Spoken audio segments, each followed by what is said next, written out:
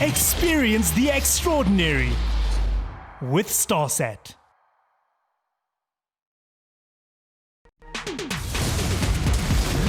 Feel the heat. Alright. To make it through this journey alive, you're gonna need someone to teach you the ninja way. Don't just stand there, kill someone!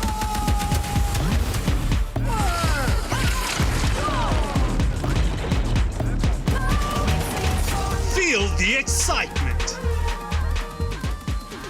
Feel the heat with Welcome back to Galaxy Prime. Thank you for staying with us. If you have just joined us, I'm AUDREY CHIMWANDA taking a look at our other top stories now.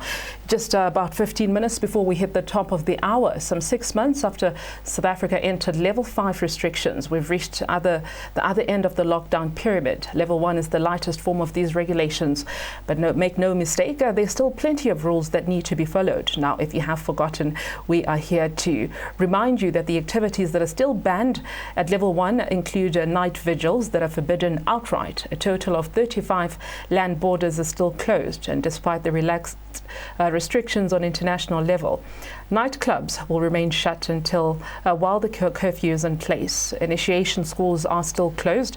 However, the government says they are still in talks with traditional leaders. Passenger ships for international leisure cannot operate at level 1. Spectators at sports events are still banned for the foreseeable future, and international sports fixtures in South Africa remain off limits. Travel between hours of midnight to 4 o'clock in the morning is not allowed, and buying alcohol between 5 p.m. and 9 a.m. on from Friday to Monday will not be possible. This as liquor stores are set to remain shut on the weekend. Now, these are the up-to-date risk regulations until, of course, it has been mentioned otherwise. In other news now, on Saturday, the 19th of September, the Department of Basic Education issued a statement urging all the teachers who were granted permission to work from home to return to school today. Now, this comes after President Cyril Ramaphosa announced a nationwide move to level 1 lockdown due to decreasing COVID-19 infection rates, the deaths and hospital admissions. According to the department, more than 22,500 teachers were granted approval for concession countrywide in terms of Collective Agreement 1 of 2020. Now, the agreement is aimed at providing a concession for educators allowed in terms of the Act number 78 of Employment of Educators Act, who are affected due to the risk factors of severe COVID-19 that involve comorbidities. The Department of Basic Education says that the affected teachers will therefore have to report for duty with effect from Monday, the 21st of September.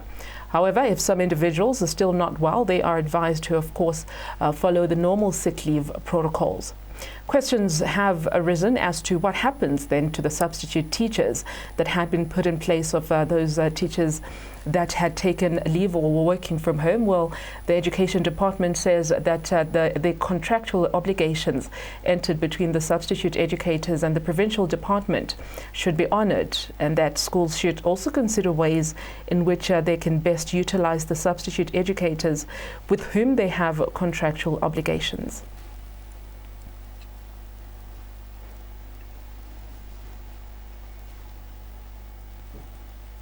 The African National Congress in Gauteng has been meeting to discuss the contentious PIC report involving Presidency spokesperson Kusela Diko and the Health MEC Bandile Masuku. The party's Provincial Executive Committee has been meeting since the weekend. They're trying to consider a report into the 125 million rand PPE tender that involves Gauteng Health MEC Bandile Masuku and his wife, as well as presidential spokesperson Kusela Diko and her husband, Amabaca Chief Thandisizwe Diko. According to reports, the PEC could not conclude its meeting on Saturday, but reconvened on Monday as more members want to weigh in on the report. The party's Provincial Integrity Commission's report was set to be released. The report had initially found that Diko had not broken the law, but lacked the expected oversight, essentially clearing her of any wrongdoing in the matter. The MEC maintains his innocence in the whole debacle.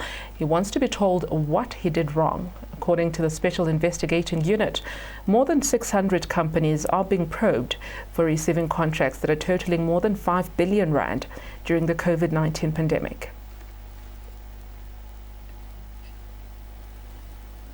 Nehau are striking, or rather was striking a bit later on at the union buildings in Pretoria. This after President Cyril Ramaphosa failed to get back to them regarding a list of demands. Nehau, among other demands, want an 8% wage hike for frontline workers that are fighting COVID-19 and better working conditions. And members that are currently that were gathering at the union buildings insisted that they would not be going anywhere until the urgent, what they call reasonable demands are met.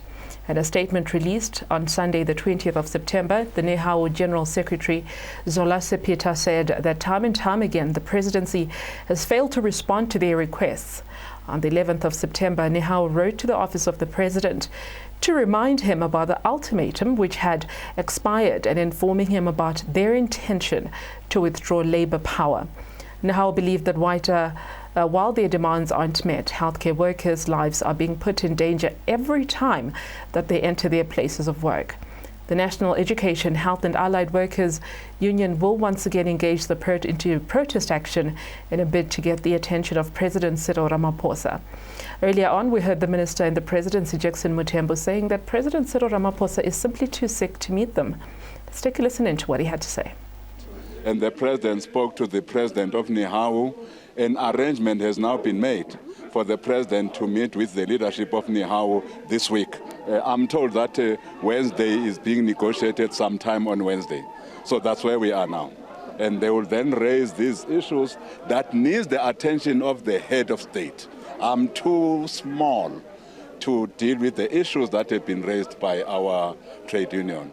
So the only person who can deal with these issues properly and listen to what Nehau has to say is our president, and he's available to meet with them on Wednesday because today he's really sick.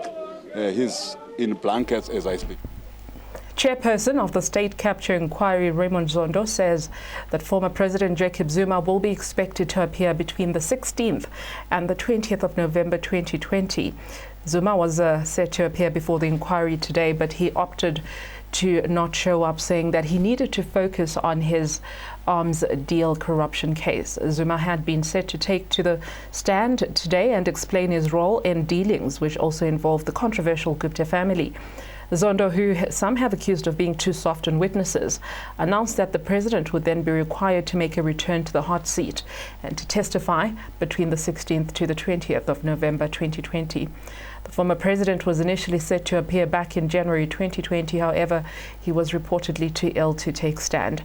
This time it appears the former president would have no other option but to appear. As Zondo says, the dates are fixed and they need to be honored. The Deputy Chief Justice further said the 9th of October 2020 has been set to make a decision on a subpoena, that the application brought by the inquiry's legal team for the issuing of the summons against Zuma will proceed with or without his legal representatives. He further said that Zuma's lawyers had been told that the option for him to appear virtually was also on the table, but that arrangements had to be made accordingly. I decided, after receiving, the commission had received his response through his attorneys, to fix the date for the hearing of the commission legal team's application for an order authorizing the issuing of a summons against Mr. Zuma.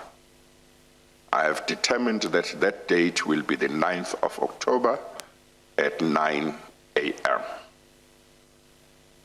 He and his lawyers have been informed that unless I'm satisfied on that date that there are good grounds for them not to appear, if they do not appear, that application will proceed without them. They have been informed that should they wish to make use of a virtual appearance before the commission, and if they inform the commission timelessly, arrangements will be made for them to appear virtually before the commission. But that application will proceed with or without them unless I'm satisfied that there are good grounds for them not to be here. I have also determined new dates for Mr. Zuma's appearance before the Commission,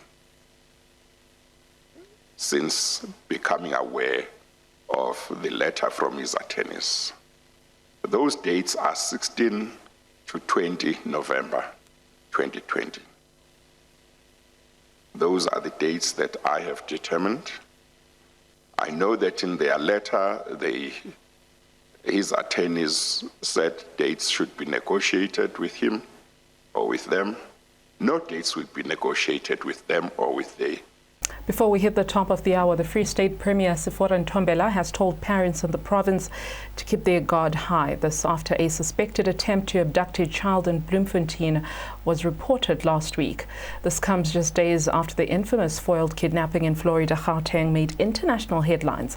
In a statement shared earlier on Monday, Ntombela claims that criminals have set their eyes on children of Bloemfontein, and the recent school abduction attempt has prompted the authorities in the Free State to double down on their guidance, advising parents and concerned residents that the Premier will engage the MEC Sam Mashinini and South African Police Service to prevent abductions before they happen.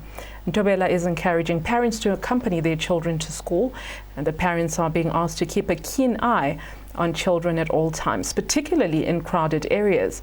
The Free State government has also made a call to young people to travel in groups.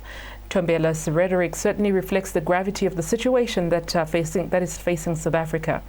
The threat of child abduction, human trafficking, has sparked a major panic amongst the populace, and the Premier has made it clear that those that are caught trying to steal children will be dealt with harshly.